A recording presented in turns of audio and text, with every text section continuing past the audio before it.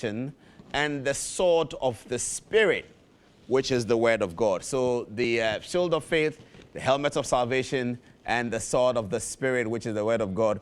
That's what we are bringing to you as our inspiration for 2018. Ephesians chapter 6, verse 11 to 17. Apostle Paul describes what we will be dealing with. And he says also that we wrestle not against flesh and blood. So don't be angry with your brother. Don't be angry with your sister. Show them love, because your wrestle and my wrestle is not with flesh and blood. It is in the Spirit, where we put on the shield of faith, the helmet of salvation, and we carry the sword of the Spirit to take new territories for the glory of Almighty God. That's our inspiration for you at the beginning of 2017, our maiden program. Now, we cannot but crown this glorious word of God from Ephesians with a song that you have not heard in a very long time. It's by Ron Kinolly. It says, Morning into Dancing. This year, your morning will be turned into dancing. The first part of our program is dedicated to Paul Adom-Otchere's preaching. So here is Ron Kinolly.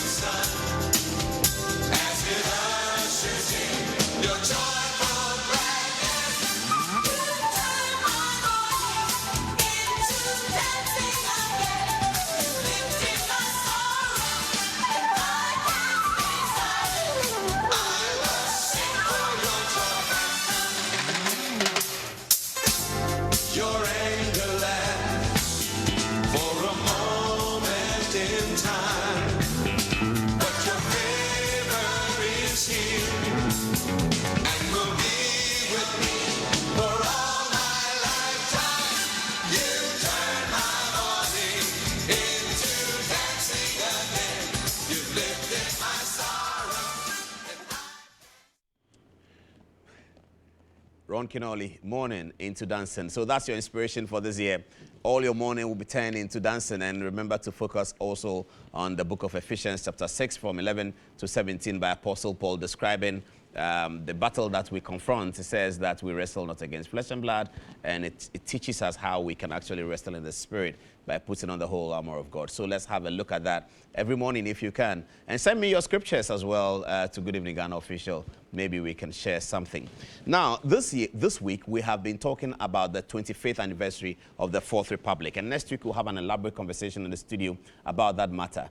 the Speaker of Parliament, Professor Michael Kwe, has put out an article in the Daily Graphic and online where he's making a suggestion that the 25th anniversary of the Fourth Republic should give us the occasion to now settle in on the Holidays Act, Act 160 of the Act of Parliament of Ghana is a Holidays Act, and he wants to swap the 1st July Republic Day holiday for 7th January to become the Republic Day. We'll discuss that in some detail.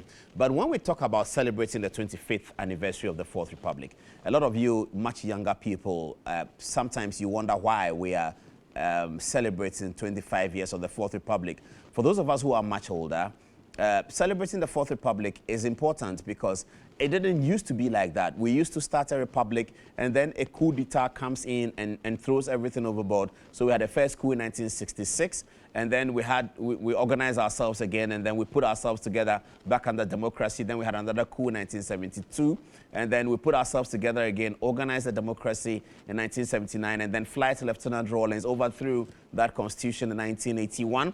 Thankfully, Mr. Rawlings was convinced that the best way of governance is democracy. So in 1992, he allowed a new constitution to govern us as a democracy. It is since then that we have never had an overthrow of the constitution by a coup d'etat in the manner that used to be. And so that's what we are celebrating. And if you didn't understand in those days what used to happen, I have a recommendation for you. If you're a young person at university, or you have finished SSC, or even if you have finished the university, this book is a must read.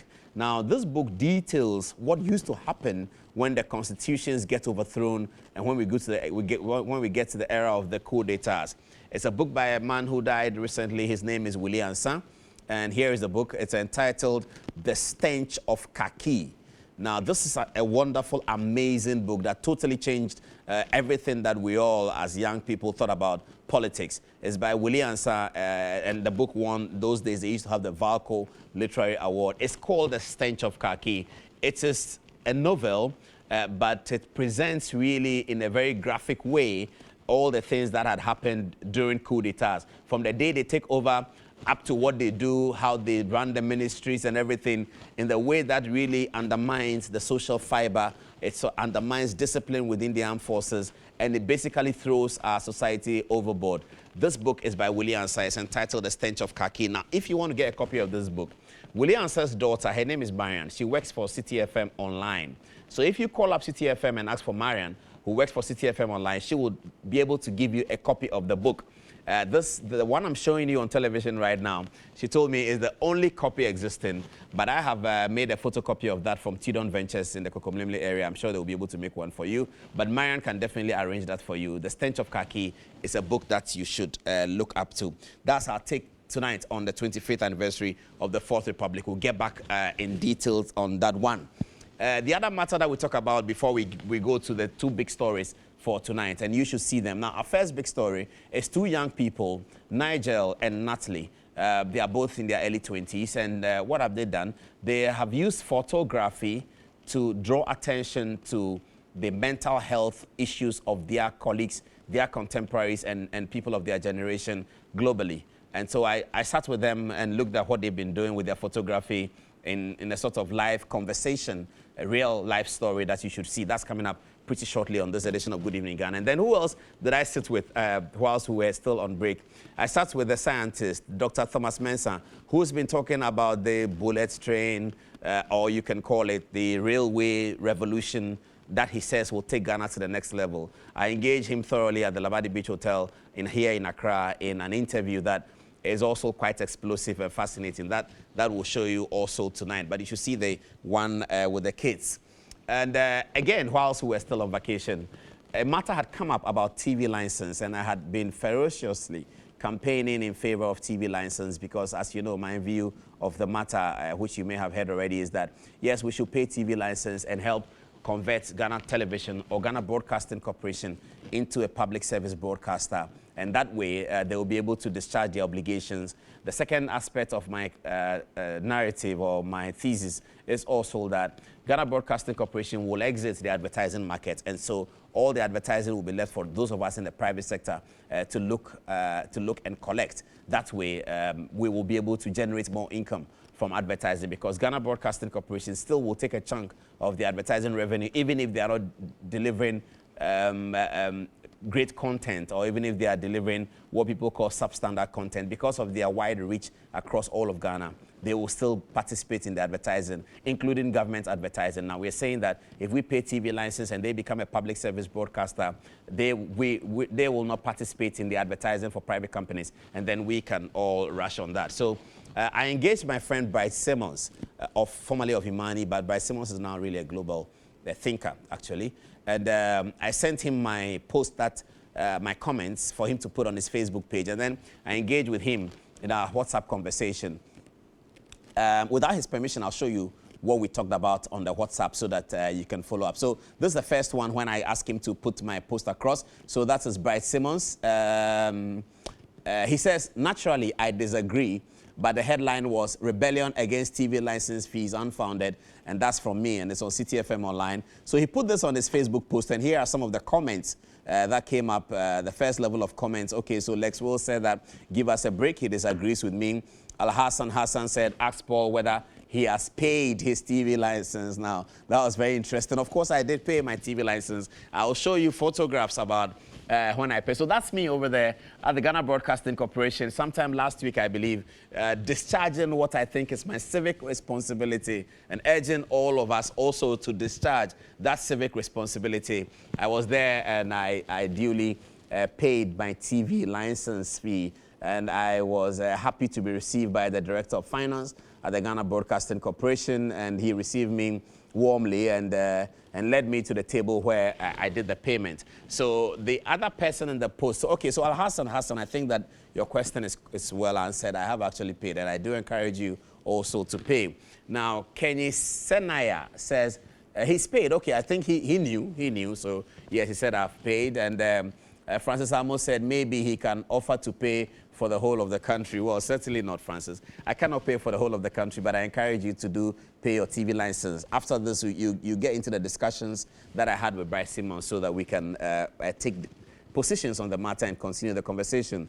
Frankie says that, okay, that's all he has to say. And Kenny says that respectfully, I disagree with Paul. Fair enough. He disagrees with me. Let's go on to the other page and see the other people. Okay, so... stop the prepare. Somebody says, pay your TV license fee so we can fund the reforms at GBC that you want to see. Okay, thank you very much. That's a comment. The next one is Nana and the Nkrumah says that when people are greedy, be cautious. When people are cautious, be greedy. That's interesting, but we didn't quite understand that. Charles says that, oh, it's Paul again, sounding like Paul Merson. Okay. Paul Merson is actually an alcoholic beverage. Okay, James says that I agree absolutely with Paul. Most guys pay DSTV bills, most guys pay DSTV bills, that at the minimum is 120 cedis or so per month. Most guys pay between 1 cedi to 3 cedi to watch live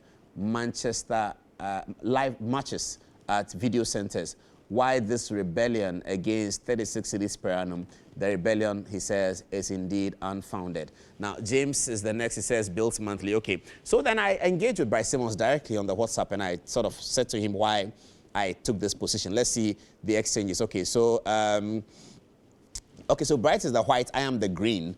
And so he's telling me he's done it. He's put my post up as I requested him to do, and I was grateful for that. But he says that, but you haven't convinced me one bit, Manche. Well, he calls me Manche, and I call him Manche because Bright is the Manche of all academic work. So I come to him and I said, maybe we can speak, and then I hope to convince you of the need, I should have been writing. I hope to convince you of the need for a public service broadcaster with trustees who determine the application of the funds and the parameters of the content for public service broadcaster. Thanks, Senior, I say to him. And then he comes back to me, doesn't he?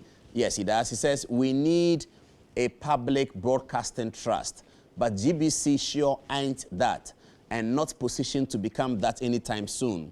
I am not opposed to the concept, he says, of a public broadcasting levy. I wrote a piece on the subject recently. He says to me, I am opposed to charging any such levy whilst GBC remains or purports to be the public broadcaster in its current state. Reforms first, he says to me. That was at 5:08 p.m. on some day. And then later on at 5:25 p.m., I write back to him. I say, I agree with you. So at least you are not saying we won't pay, but you are saying let's get it right first. True? Okay. So yes, that's the conversation about TV license that I would like to urge my view on those of us who are watching and those of us who have been discussing the matter. I think that we should pay our TV license, and then we can then put a bill together. We can amend the law, have trustees who look after the money, who decide what is public service broadcasting, get the personnel who can actually deliver that, get the equipment and the technical expertise that can deliver a public service broadcaster like Ghana Broadcasting Corporation, get them out of the advertising space so that private sector can look at advertising. Also, during the holidays, one matter that fascinated me, and I actually had it on Joy FM this evening, relating to President Akufo-Addo's magnanimous reception to the political parties that he invited to Flagstaff House. He actually mentioned Johnson Adom-Otchere and especially Hassan Ayariga. You remember the 2012 IEA debate, which was almost marred by the consistent interruptions of Hassan Ayariga to Nana Akufo-Addo, the then candidate of the MPP. Anytime Nana Akufo-Addo spoke, Hassan Ayariga would cough. He didn't cough when the other contestants spoke, but he did that consistently, and almost everyone could not actually hear what Nana Akufo-Addo was saying. He had a magnanimous humor to that very, very, very tempting event that Hassan Ayariga put him through at the 2012 IEA presidential debates. And I thought that was a huge magnanimity from a leader that we should all learn. But the whole event had some interesting, humorous breaks. Here is what happened at the Flagstaff House when the president invited the political party leaders to see him over some discussions. There's the president arriving at the event, and he takes his seat in front of all the political party leaders, but among others. All of you very, very warmly to the seat of the presidency of our country. And begin by wishing each one of us a Happy New Year. This meeting is somewhat overdue.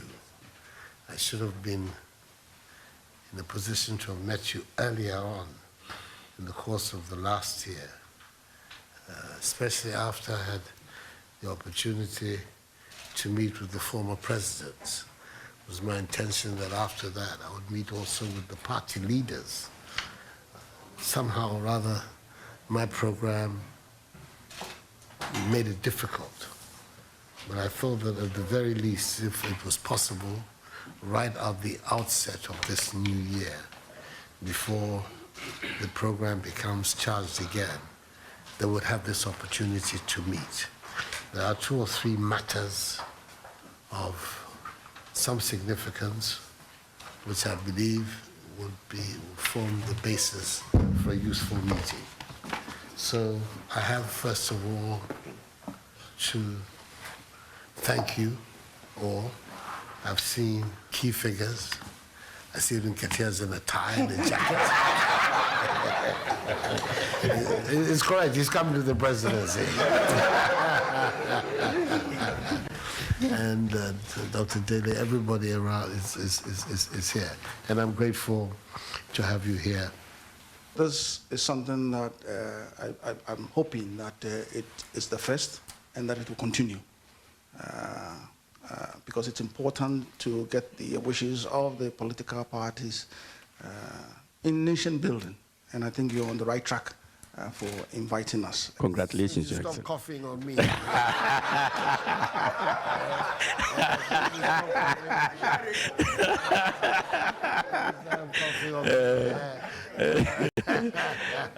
Anyway, big congratulations.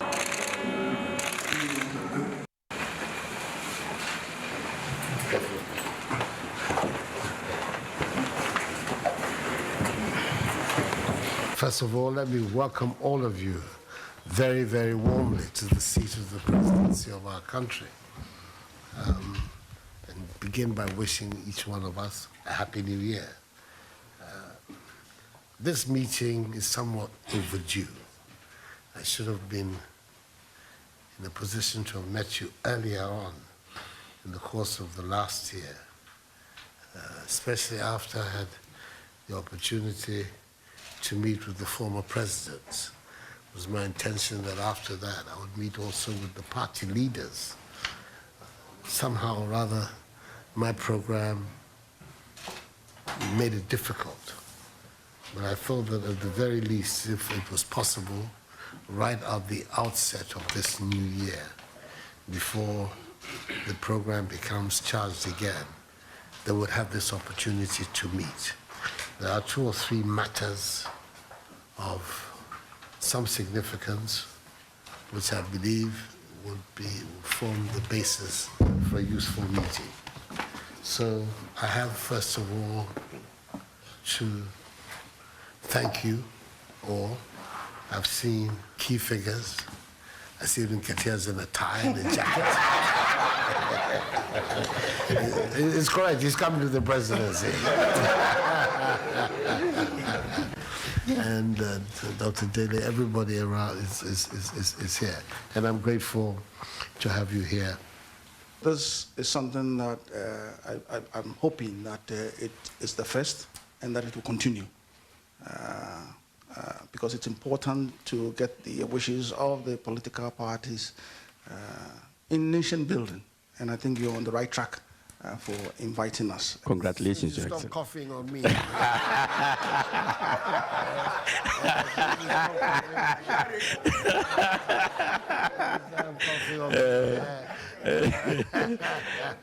Anyway, big congratulations.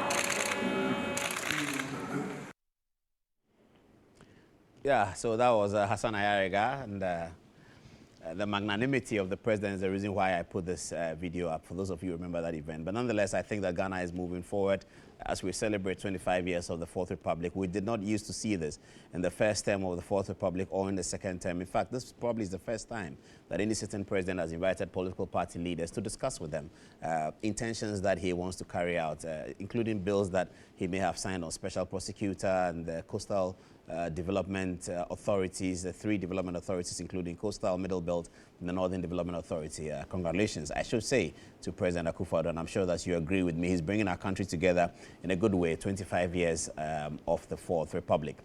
Now, the next story before we get to Thomas Mensah, which is the big story for tonight, because I really interrogated his railway situation and the development paradigm that he thinks that Ghana should follow. And I got quite a bit out of him, so you should see it. He was animated in most parts of the conversation, and so it will be good.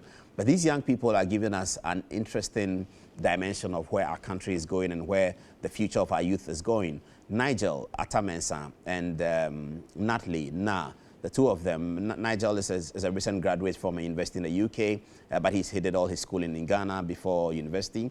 And also Natalie is in the same university. What have the 2 of them been doing? Their extracurricular activity is photography, and they have used photography to draw attention to mental health issues of their contemporaries. Now, we are finding out, and I found out when I visited them at their gallery here in Accra, that there are 22-year-olds who have depression and mental health issues. I was amazed to see that. For the next 7 minutes, pay attention to this if you're an adult, and if you have a growing up child, if you have a teenage child, or you intend to have a teenage child, or your child is approaching teenage, pay attention to this video for the next 7 minutes, and you realize something about the kids that's often, because of our culture, we are not aware of. Nigel and Natalie are drawing our attention to that. Look at this.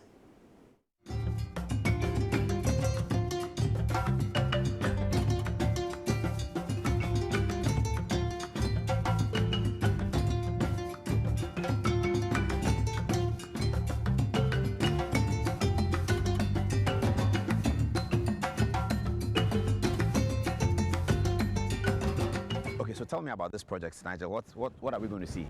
Okay, so when you get in, you will see an exhibition based on raising awareness for mental health issues, especially in young people. What we wanted to do was find out... What ages of young people are you looking at? I would say between 18 to about 22. 18 to 20. Hi. So Thank you. Is My name is Natalie. Natalie Na. Okay, what does Natalie do with you? Natalie is a photographer and illustrator and graphic designer, and she worked with myself on this project. So she took some of the pictures and she put the pictures and the words together. So was she in school with you? What tell us a bit about yourself, Natalie? I'm basically studying at the University of Nottingham at the moment. Okay. studying That's the same school as you, right? Yeah. Okay. He just graduated from From Nottingham, yeah. In June, So what are you studying? International Media Communication Studies. Media. Okay, that's nice. Okay. So you can work with us. Yeah. International media communication. Yes. Okay. So what's your interest in this? Are you also a photographer? Yes. So you take photos of people? Yeah. Generally? Generally. Did you like study it as part-time or something? Everything has been self-taught, but I took a short course in the London School of Photography in 2014. Okay. It was only a 4-day course, but that 4-day course is quite intensive. So I've kind of translated all the skills I learned from that course in Word. And I know you have graduated already. Yeah, I graduated this July from the University of Nottingham. I studied economics.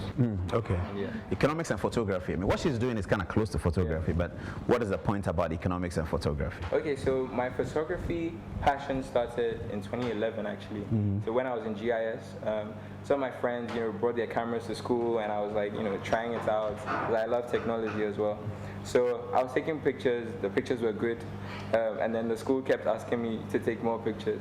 So that same, habit, or continued from GIS to SOS to uni, where I started my first photography business. I see. That's quite interesting.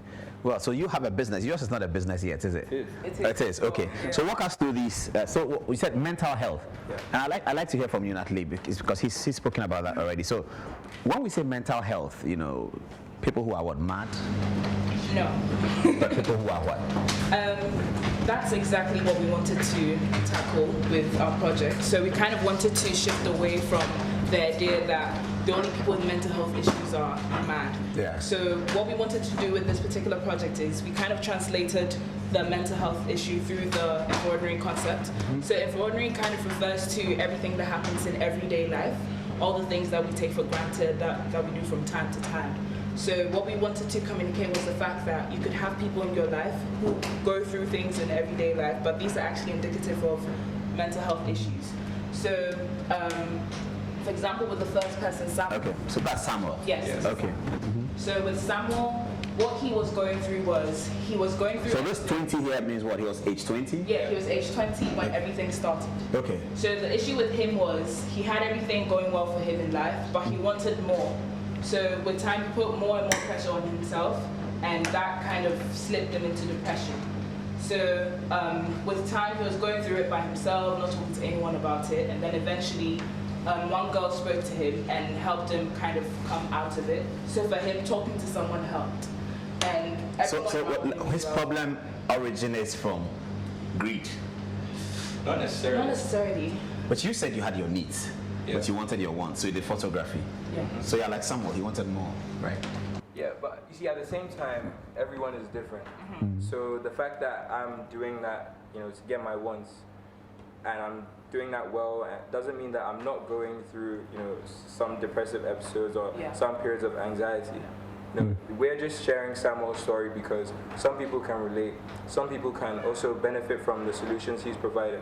So hearing that someone has gone through what you're experiencing and them telling you the best way to solve it is to talk to other people, resonates with a lot of people, and that's what we found out. So all this is Samuel. Yeah. Yes. Okay, so who's this? She wanted to be anonymous, so we're not going to mention her name. Ah, okay, so that's why you don't have photographs showing her face. Yeah, so we shot them in such a way that you And she can't was see 18 Yes, when it happened. Yeah. But she realized that hers was actually going to Wednesday Fellowship with this Christian society.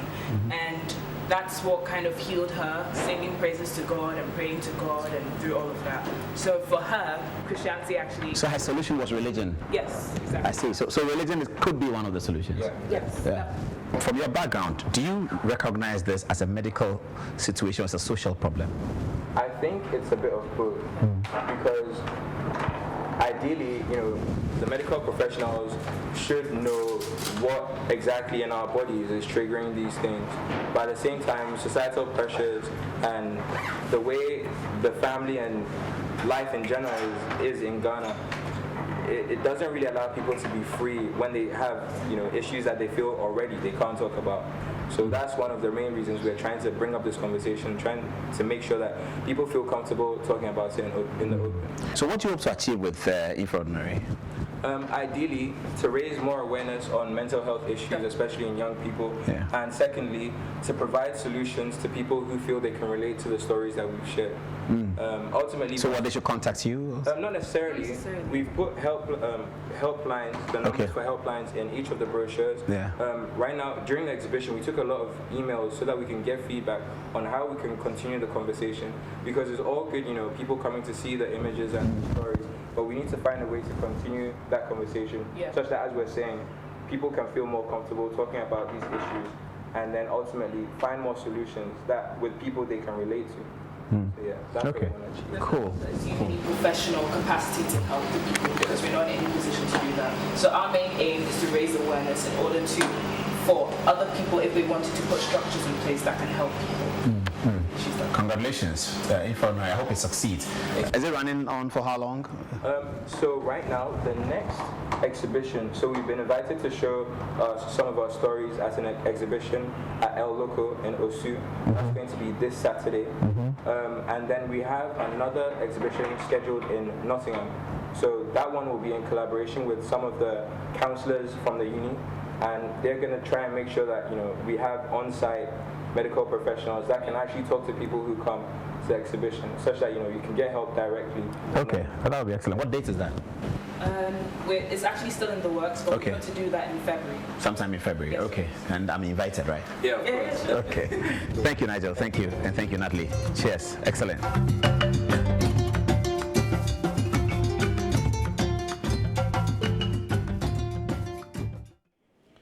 18 minutes to the top of the hour, 10 o'clock. That was Nigel and Natalie. And I hope that you enjoyed it. I hope that you liked it.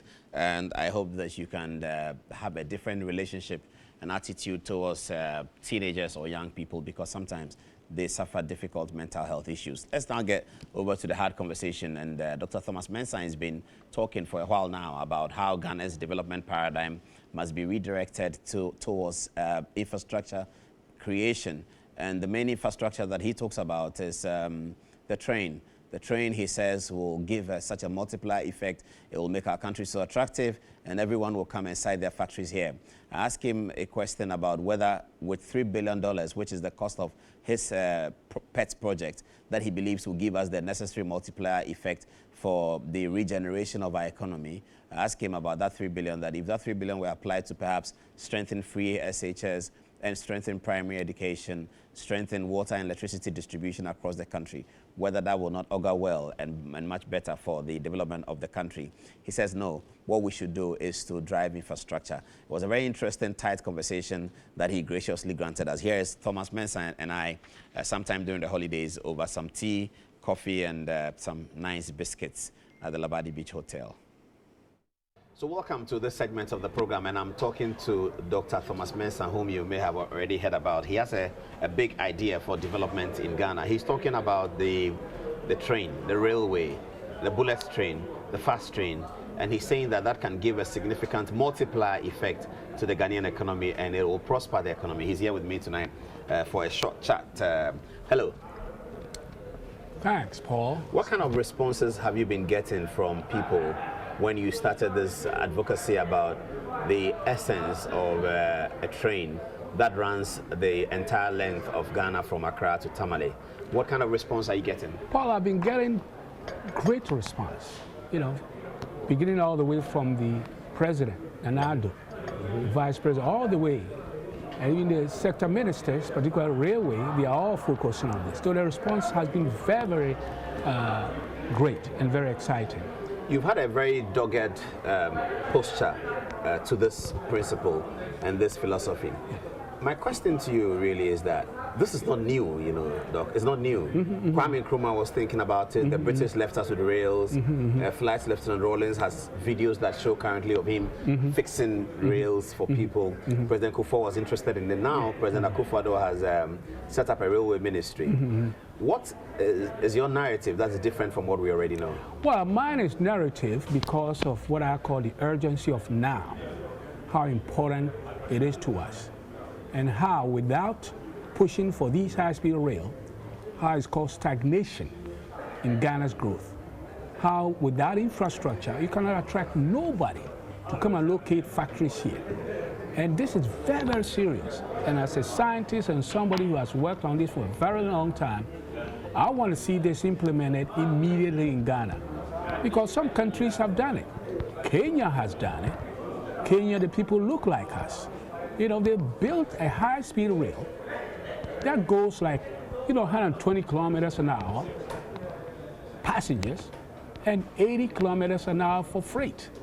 So I'm pushing for a combination of this. Right now, I want us to put this in place because if another country has passed us by and they look like us, we should catch up very, very quickly. It shouldn't be on the planning stage at all. Previously, it's good that we've thought about it. But now we have new technology. This is a new century.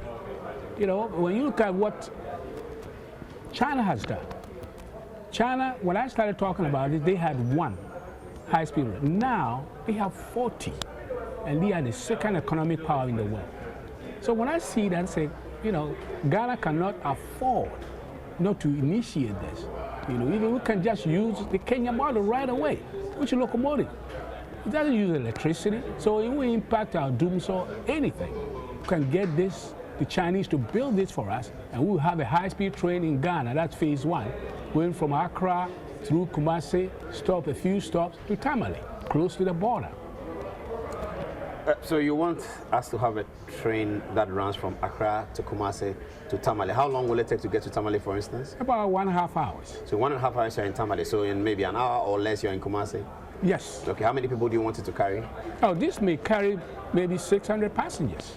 Between 5 and 6 in one way. The cynics who say that you are actually, or we as a people, if we take this decision, we are jumping the gun because, there are real fundamental problems that have not been resolved. And this is going to cost, what, $3 billion? Yes. So if we have $3 billion, yes. We have a free education policy that has been launched by the president that yes. requires sufficient funding. Yes. We have a health insurance that is collapsing that requires funding. Yes. We have a primary education that is also requiring serious funding. Yes. We have an energy funding deficit, huge one, yes. that we are trying to plow back with energy bonds. Yes. We have roads that are horrible. Yes. We have a housing deficit in yes. Ghana of 1.7 million. Yes. We have a toilet facility deficit in Ghana. We yes. have a second from top of countries around the world with a sanitation challenge yes. as far as individuals to toilet is concerned. Yes. If you were president of Ghana yes. and if any economist was the president of Ghana and he had $3 billion, yes. why would he listen to Dr. Thomas Mensah when you have all of these, which one should come first? Well, first of all, Kenya has all these problems. All the developing countries have all these problems. And you have them because you don't have an infrastructure system, transportation system in the country. That is preventing all the technology, all the know-how, even all the money that will let you do the things you've enumerated. So Kenya sat down and said, wait a minute, we have all these problems, let's build a high-speed rail. And then the money we get, we can take care of all the problems we have. What money would you get from building a high-speed rail? You build a high-speed rail right now for only 2.8 billion, like the Kenyan state. You build it. The first thing that will happen, you're going to have the one factory, one district completed just like that. You're going to have major investors moving into Ghana, people who have even thought about Ghana. Right now they are going to Kenya. Because take the 3 car manufacturers who have located in Morocco. Since we start talking about this, since they build theirs. You have BYD from China, you have Renault from France, and then you have Peugeot. They have moved there to manufacture cars right there and sell it to us. They don't even belong to the ECOWAS. And so once you build the basic infrastructure, number one, you're not going to take 10 hours riding on a bus to Tamale.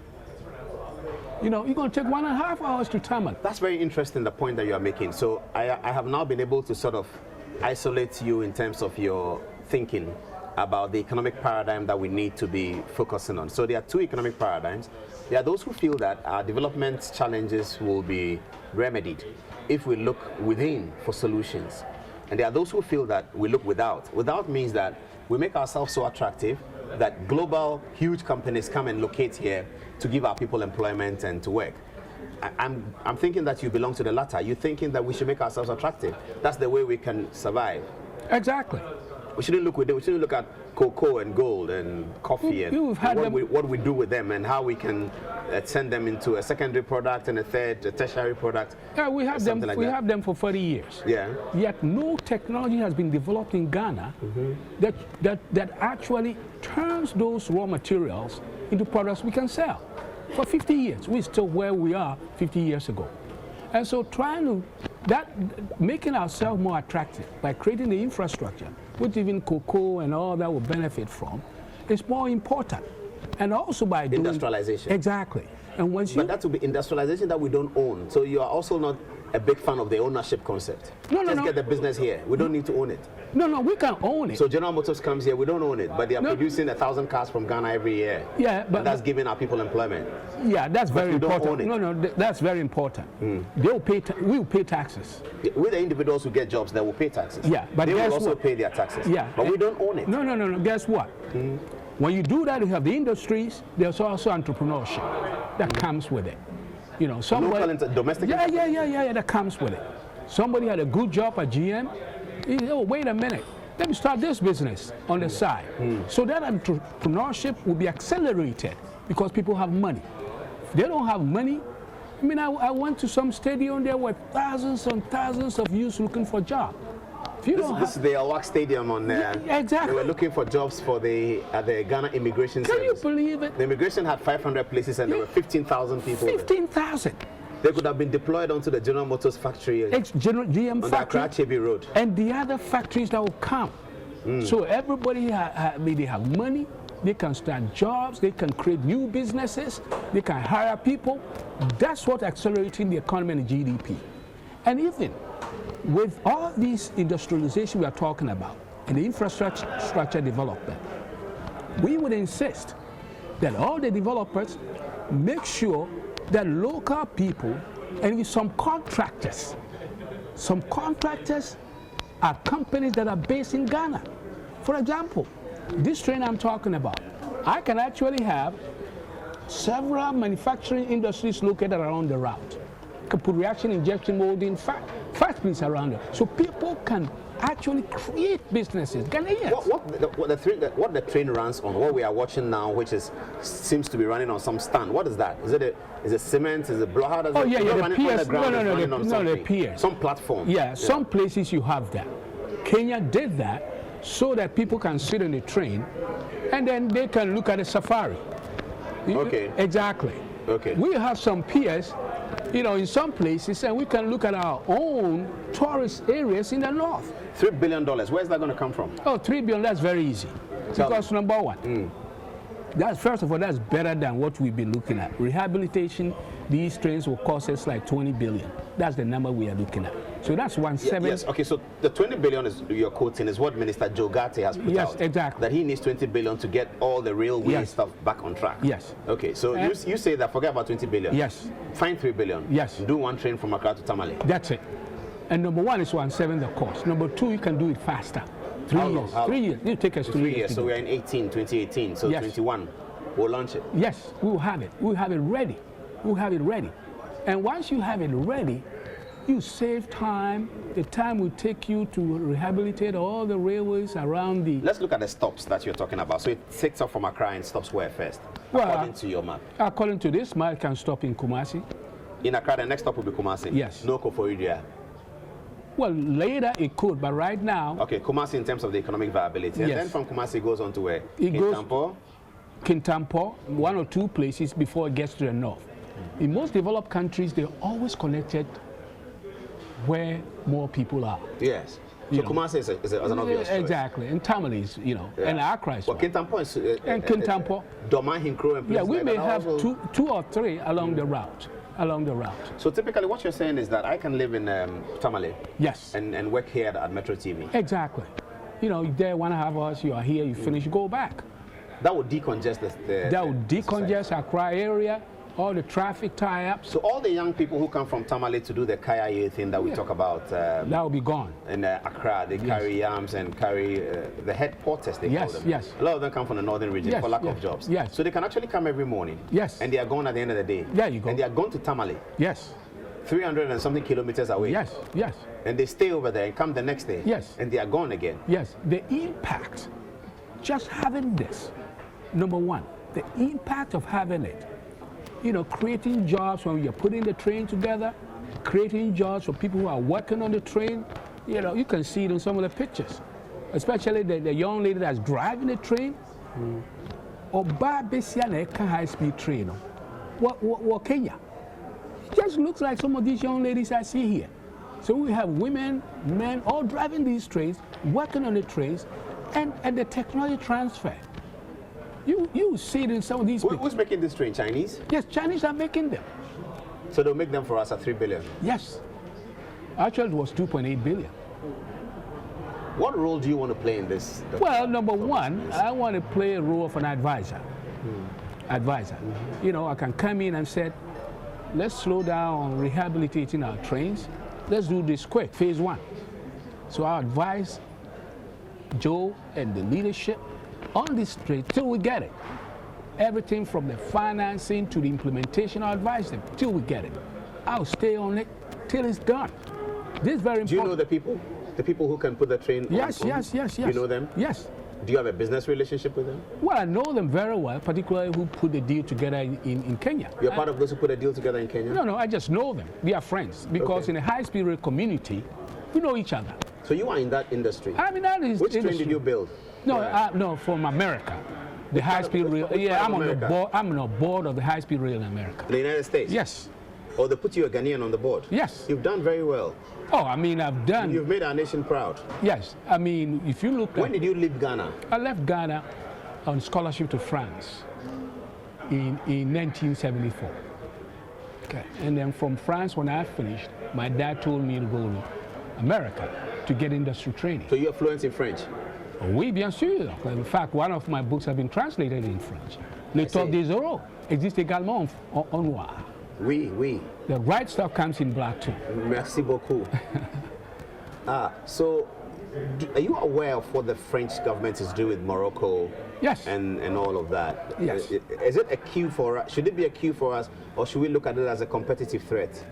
And for the viewers who don't know, the French government is helping Morocco, has already helped Morocco to build a fast train, and we understand that they are helping the Francophone countries, Burkina Faso, Cote d'Ivoire, Mali, to build a fast train that connects to those countries. Should we look at this as a competitive threat, or it should edge us on? I mentioned this 4 years ago. I mentioned the train that comes from, Benin all the way go up and go across the landlocked countries and come. I mentioned it 4 years ago. Okay, so I'm a university graduate. I've studied in the University of Ghana or University of Science and Technology. 4 years, I don't have a job. I'm looking for a job, and I'm watching television, and here is some scientist from America who finished at Citadel in ancient times and is coming to talk about some train. Yeah, why should I be interested in that? Well, number one, this person who is talking about some train is the person that made sure that you can send your Facebook pictures, because he's one of the creators of the fiber optics. That is the fundamental platform that sends Facebook pictures, Twitter. I'm one of the 4 inventors of that. This person has done something, good track record. My new book is called Nanotechnology Commercialization. That's the only book written by a black person in the field of nanotechnology. That's going to take even the world further. So I've done my track record is good. Therefore, when I come in, just like the scientists were the one that told the presidents, hey, let's make sure we do the Manhattan Project. And then bingo, they did it. They stopped World War II. Let's get on to the moon, Kennedy. Yeah, Kennedy said. In 10 years. In 10 years, they did it in 9. So the scientists have a big role to play.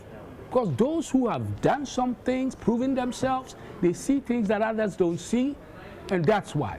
When I came in and talked about what the Francophone countries, there should have been a wake-up call at that time, right? Now I've come in and say, hey, we can do this high-speed rail. That's phase 1. I'm not talking about even the fast trains in Japan, which runs like you're talking about 300 miles an hour, and they've operated for 45 years, not a single accident. And we run our trains 20, 30 miles an hour, it's derailing. And therefore, you see that you need that technology. When we build this phase 1, based on locomotive, it doesn't take power away from electricity. We got it, we move things faster. Not only that, we got technology transfer. All the students you talk about, they'll be learning signaling. They'll see all the control centers they'll see for running the trains.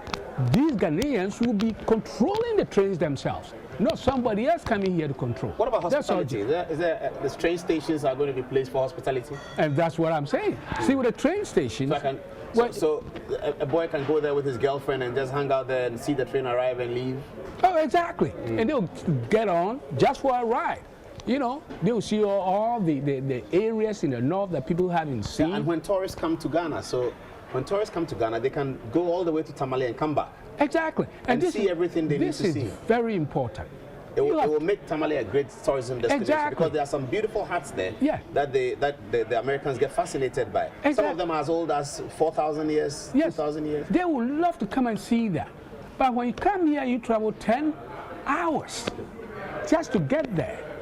And once you get there, you have to spend some more money to stay there. You'll go back again. But when you get here in 1.5 hours, you are there.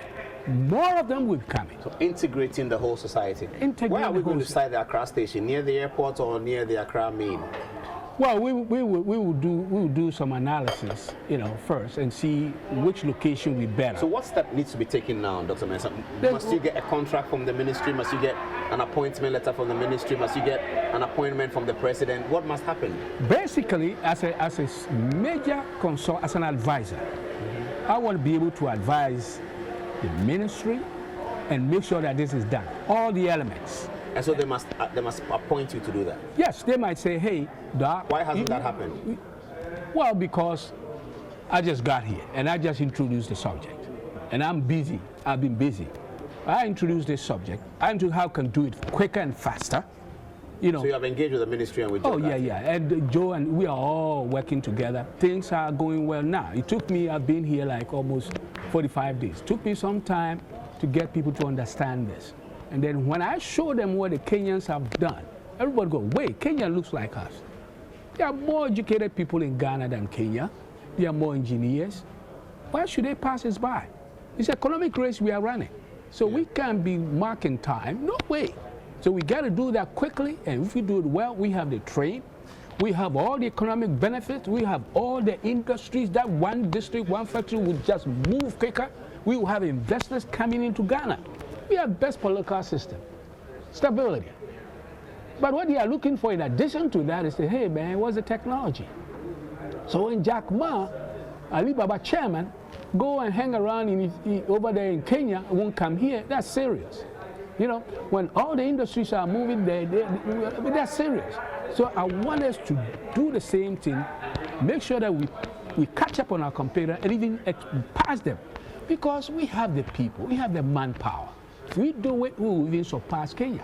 But now they have phase one already. They are passing us by. So we gotta, catch up quick. Sign an MOU. We will make a commitment on this program to speak to you every quarter this year. So this is our first interview, every quarter, to get an update from you. Excellent. And hope that we'll be hearing good news about this taking place. I think that all of Ghanaian youth should be very proud of you, Dr. Thomas Mensah, what you've done, and your desire to come back and help the society, because you're comfortable where you are. Yes. You are recognized where you are. And you think that there's still, even the passion that you express at your age. I mean, some of us who are younger may not even express that passion. And I think it's a testimony to your commitment to your country. The people of Addis Ababa like to own you all the time. They don't want to share you with everyone. So you have to sing an Addis Ababa song as we end this program. Wait a minute. Well, I would love that. Addis Ababa on the hill and all that. But my favorite song is the Ebenezer song. So you can give us that? Yeah, the Ebenezer. How does it go? Basically with what all he says is that I want to thank you for what you've done for me. Taking me from a small city like Kumasi and placing me at the highest level. National Academy of Inventors, 167 inventors selected, 3 black people, I'm one of them. With 4 books on innovation, including, things that I've done. You're one of the co-creators of fiber optics. All that is really, it looks like a miracle. But guess what? It's done by a disco guy, Santa Clausian. It's done by Kwame Nkrumah University graduate. It's done by a Ghanaian. That looks like every. So all I'm saying, particularly with my book, is that I can do it, you can do it. Believe in yourself, believe in God, and know that you can get there. And the right stuff comes in black too. Thank you, Doc. It's a pleasure. Such Thank a you, distinguished Paul. pleasure. Thank you, you so Paul. much. Thank I you. hope you enjoyed it. Thank you.